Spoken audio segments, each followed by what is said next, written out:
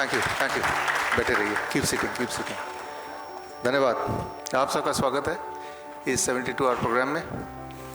आज शाम तक आपके 24 घंटे हो भी जाएंगे। इस वक्त मेरे पास आप सबकी मेडिकल हिस्ट्री समरी मेरे हाथ में है। ये सारा मैंने डिटेल में पढ़ा है। मेरी फरीदाबाद में जो मेन टीम है सब ने पढ़ा अच्छी तरह से, और पढ़ने के बाद ये 3 दिन क्या क्या आपके साथ करना है, क्या क्या होना है, वो भी हमने इसमें डाला हुआ है, जो कि हम अभी देखेंगे। आप में से करीब 1/3 पार्टिसिपेंट्स डायबिटीज़ की दवाइयों पे है। आप में से 1/4 ऐसे पार्टिसिपेंट्स हैं जिन्होंने अपने मेडिकल हिस्ट्री में कैंसर लिखा है, और 10% कार्डियक इशू के हैं, 10% ही क्रॉनिक किडनी डिजीज़ के हैं, 27% ब्लड प्रेशर की दवाइयों पे हैं, 1/4 ऐसे हैं लगभग जो डायबिटीज़ और ब्लड प्रेशर दोनों की दवाई ले रहे हैं। थायराइड की दवाई 10% लोग ले रहे हैं यहाँ पे। लीवर के पेशेंट भी लगभग 8-9% हैं यहाँ पे। इंसुलिन डिपेंडेंट तो 4 हैं, और कैलिफोर्निया से, न्यू साउथ वेल्स से पेशेंट्स हैं, मध्य प्रदेश, महाराष्ट्र, यूपी, दिल्ली, वेस्ट बंगाल, पंजाब, छत्तीसगढ़, हरियाणा, असम, बिहार, उड़ीसा, उत्तराखंड, तेलंगाना, चंडीगढ़, गुजरात, झारखंड, राजस्थान, अलग अलग स्टेट से आप लोग हैं। हम सबका गोल एक ही है, गोल एक होना चाहिए, वो ये दवाइयों से मुक्ति और बीमारी से मुक्ति। यही 2 गोल होगा ना, right? Free from the drugs and free from the disease. तो उसको कैसे करना है? बीमारियां मैंने पढ़ी हैं, एक पेशेंट्स में 4-5 बीमारियों के नाम लिखे हैं, जिसमें कॉन्स्टिपेशन, वीकनेस, पेन, अलग अलग बॉडी जगह पेन, पार्किंसन, ब्रेन डिसऑर्डर, खूब सारी चीज़ें हैं। अगर उन सबको मैं काउंट करूं, टोटल नंबर ऑफ डिजीज़ तो 80 से 100 के बीच में होगा। इसको आसान करते हैं। Goal is very clear, free from the drugs and free from the disease. अच्छा, बीमारी से फ्री हो गए, ये कैसे पता चलेगा? बीमारी से फ्री होने का मतलब ये है कि आपके जो सिम्टम्स हैं, जो डिस्कम्फर्ट्स हैं, वो अगर चले गए, यानी कि आप बीमारी से मुक्त हो गए। डिस्कम्फर्ट कैसे हो सकते हैं?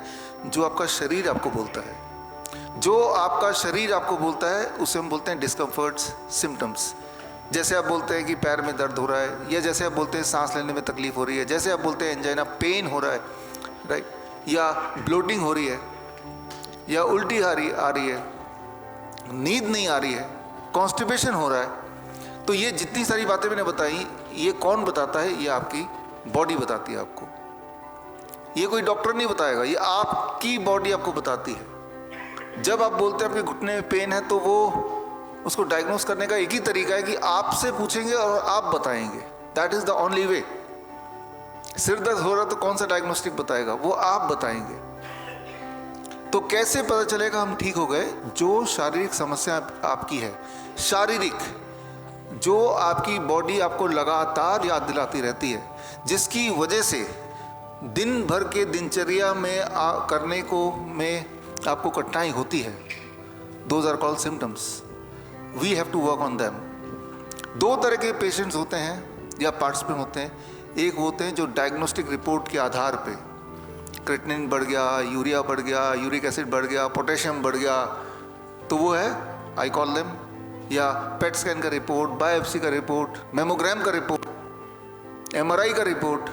मैं बोलता हूँ उन्हें कागजी patient, patient on the paper, कागज में पेशेंट है। उनसे अगर पूछें आपको तकलीफ क्या है? तकलीफ ये है कि मेरी बायोप्सी में कैंसर आया। मैंने कहा वो तो बायोप्सी में आया, आपको तकलीफ क्या है? नहीं, तकलीफ मेरे यही है कि मेरे बायोप्सी में कैंसर आया है। तो आपके पेपर में जो तकलीफ है उसे मैं ठीक नहीं कर सकता, आपके शारीरिक जो तकलीफ है वो हम और आप मिलकर ठीक कर सकते हैं। ये क्लियर है। एक बात हमें समझना होगा, शाम को इसके लिए अलग से हम बात करेंगे, शाम को इसके डिटेल में बात करेंगे, बहुत गहराई में जाके बात करेंगे। ये समझना होगा, आप और आपके मेडिकल रिपोर्ट्स दोनों सेम नहीं है, 2 अलग बातें हैं। आपका शरीर क्या कह रहा है और आपका मेडिकल रिपोर्ट क्या कह रहा है, दोनों कॉन्ट्रास्टिंग हो सकते हैं, बिल्कुल ही अलग हो सकते हैं, दोनों में कोई तालमेल नहीं भी हो सकता है। अधिकतर नहीं होता है। तो आप अपने बीमारी को अपने मेडिकल रिपोर्ट से ना आइडेंटिफाई करें, अपनी बीमारी को आपका बॉडी जो सिग्नल दे रहा है उससे आइडेंटिफाई करें। अगर आप ये सोचते हैं कि मेरे मेडिकल रिपोर्ट ठीक हो जाए, वो कभी नहीं आने वाला। वो इसलिए नहीं आने वाला कि मेडिकल रिपोर्ट्स की इस तरह से तैयार की जाती है, शाम को हम बात करेंगे, कि कभी भी उसमें ये नहीं आएगा कि आप ठीक हो चुके हैं। कैंसर का कोई भी पेशेंट है, यहाँ तो 1/4 आप में से कैंसर ही आपने लिखा है, 1/4 ऑफ यू, 1/4 आप में से। तो आपने देखा भी होगा, 1/4 लोगों से मैं एड्रेस कर रहा हूँ अभी, कि डॉक्टर बोलता है कीमोथेरेपी करो, रेडिएशन करो, आप करा लेते हैं, फिर कहते हैं 6 महीने बाद पेट स्कैन में आओ, अरे कैंसर तो उधर फैल गया, इधर फैल गया, एक बार और रेडिएशन करो, एक बार और कीमोथेरेपी करो, फिर कराते हैं, फिर 6 महीने बाद दोबारा आओ, फिर दोबारा पेट स्कैन करेंगे, और उनका डायलॉग वही होगा जो पिछली बार था, और वही करने वाले हैं। ये तब तक चलता रहेगा जब तक कि आपकी जान या आपका माल खत्म ना हो जाए। दैट इज़ द ट्रेंड, यही हो रहा है। जो भी मैं आपको बता रहा हूँ, ये बंद कमरे में नहीं बता रहा हूँ, यहाँ पे ये जो कैमरे लगे हैं लाइव भी चल रहा है इस वक्त, यानी कि इसके लिंक आपको दे देंगे, शाम वाला भी लाइव चलेगा, और वो लिंक आप अपने फैमिली मेम्बर को दीजिए ताकि उनको पता रहे कि यहाँ जो हो रहा है they should be in sync with it.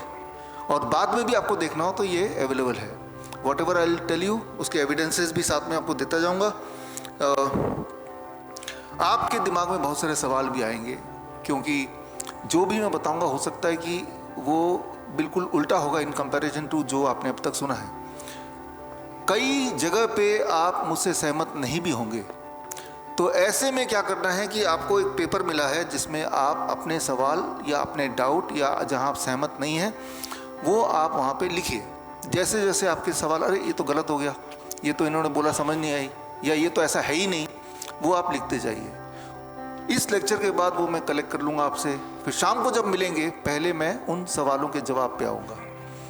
अगर फिर भी आप कन्विंस नहीं होते तो दोबारा पूछिए, जितना ज़्यादा पूछेंगे उतनी क्लैरिटी होगी आपको, राइट। तो लेकिन पूछने का तरीका बड़ा सिंपल है कि आपको सवाल लिखना है, वो सवाल मेरे पास आएगा, मैं उससे तैयारी करके फिर आऊँगा शाम को।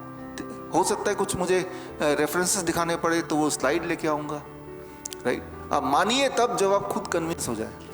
तो ये समझिए कि you are not your reports. आपको ठीक करना आसान है, आपके रिपोर्ट को ठीक करना नामुमकिन है, हो ही नहीं सकता। मेरा अगर कोई अभी पेट स्कैन करेगा तो मुझे भी 3rd स्टेज कैंसर बता देगा, फॉर दैट मैटर किसी को भी बता देगा। कैसे बताएंगे, इसके पीछे का खेल है क्या है, वो भी हम समझेंगे, शाम को समझेंगे, राइट। लेकिन याद रखिए कि जो तकलीफ़ें होती हैं बॉडी उसका साइन दे देता है। जब तक साइन नहीं देता तब तक आप हेल्दी हैं, जब साइन देता है तो उस साइन पे हमें काम करना है, उस सिम्टम पे काम करना है। ज़रा सोच के देखिए, मान लो किसी के आंसू के 2 बूंद मैं आपको दे दूं कि टेस्ट करके बताइए कि ये आंसू के 2 बूंद जिसके भी हैं वो खुशी के आंसू हैं कि गम के आंसू हैं। दुनिया का कौन सा टेस्ट है जो बता देगा कि खुशी का आंसू की गम के आंसू है? अगर ये आइडेंटिफाई करना तो कौन कर सकता है?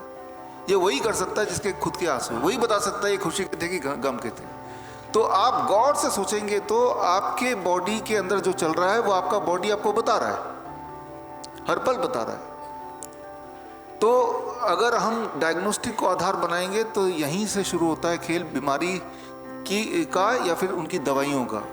आप देख ही रहे हैं, मैं यहाँ पे देख रहा हूँ आपकी हिस्ट्री, आप में से अधिकतर लोग ऐसे हैं जो कम से कम 10 साल से दवाइयाँ ले रहे हैं, 10 years। कोई लोग तो ऐसे भी हैं जो 20 साल से ले रहे हैं आप में से। तो अगर दवाइयों से ठीक हो जाना होता तो 10 साल तो काफ़ी होते हैं दवाइयों से ठीक करने के लिए, राइट। दुनिया में कोई एक ये सवाल मैं अक्सर पूछता हूँ जब मैं मेडिकल कॉन्फ्रेंस में होता हूँ देश विदेश में, दुनिया में कोई भी एक ऐसी दवाई का नाम बताइए जिससे कोई भी एक बीमारी थोड़ी बहुत ठीक हो जाती हो। पूरी को छोड़ ही दीजिए, कोई भी एक दवाई जिससे कोई भी एक बीमारी थोड़ी सी ठीक हो जाती हो। ऐसा कोई अगर दवाई का नाम आपको पता है तो उस पेपर में लिख दीजिए जो आपको क्वेश्चन पे। ऐसा कोई दवाई है ही नहीं, ऐसा कोई सबूत है ही नहीं। क्या डायबिटीज़ की दवाई से डायबिटीज़ ठीक हो जाती है? अच्छा ठीक होना छोड़ो, क्या डायबिटीज़ की दवाई से डायबिटीज़ कंट्रोल हो जाती है? उस वक्त ब्लड में शुगर कम दिखाता है एट द कॉस्ट कि कुछ दिन बाद आपको उसकी डोज बढ़ानी पड़ती है, राइट। क्या बीपी की दवाई से बीपी ठीक हो जाती है या कंट्रोल हो जाती है?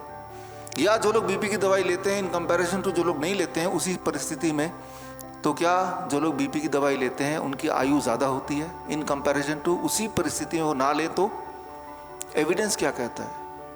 वो इम्पॉर्टेंट एविडेंस तो ये कहता है कि जो लोग दवाई लेते हैं उनकी मौत जल्दी होती है।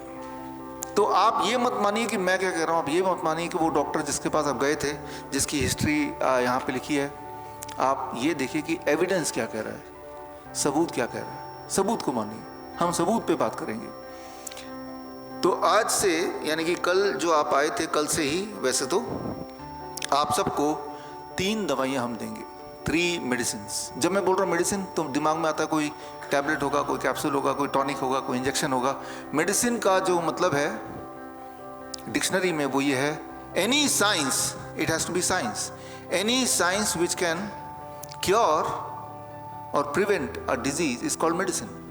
मेडिसिन का एक तो साइंस होना चाहिए, लॉजिक होना चाहिए, वो सबूत होना चाहिए, और वो ये दवाई बीमारी को या तो प्रिवेंट करने में आपकी मदद करे या बीमारी को ठीक करने में मदद करे, तो वो उसे मेडिसिन बोलते हैं। तो ऐसे 3 दवाइयाँ जो आप सबको ऑलरेडी हमने देना चालू कर दिया है, ये 3 दवाइयाँ आपको लेनी है। और ये 3 दवाइयाँ क्या है उस पर हम बात करते हैं। जो मैं आपको जो यहाँ पे होगा वो सब आपको एक्सप्लेन किया जाएगा। उसी के चलते I am going to explain 3 medicine जो आपको कल से देना शुरू कर दिया हमने। और उसके रिजल्ट्स कब दिखेंगे आपको, आप तो यहाँ पे 72 आवर्स के लिए हैं। जो 3 दवाइयाँ हमने आपको देना शुरू किया आपकी इन सारी बीमारियों को ठीक करने के लिए, दवाइयों से पीछे छुड़ाने के लिए, इंसुलिन से पीछे छुड़ाने के लिए। किसी को नींद की दिक्कत है तो नींद ठीक हो जाए, किसी को पेन है घुटने में, बॉडी में, वो ठीक हो जाए, किसी को कमज़ोरी है वो ठीक हो जाए, किसी को सांस लेने में तकलीफ है वो ठीक हो जाए। अगर सांस लेने में तकलीफ है ठीक हो जाए तो कैसे पता चलेगा? जैसे अभी पता चल रहा है आपको कि सांस लेने में तकलीफ हो रही है, ठीक वैसे ही पता चलेगा। कैसे पता चलेगा आपकी कॉन्स्टिपेशन ठीक हो गई? जैसे अभी पता चल रहा है कॉन्स्टिपेशन है, राइट? ना तो अभी कोई डायग्नोस्टिक की जरूरत है, ना तब कोई डायग्नोस्टिक की जरूरत है, isn't it? Your body will tell.